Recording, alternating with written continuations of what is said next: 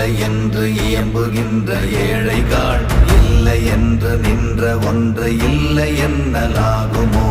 இல்லை அல்ல என்றும் அல்ல, இரண்டும் ஒன்றி நின்றதை எல்லை கண்டு கொண்டோர் இனி பிறப்பதிங்கு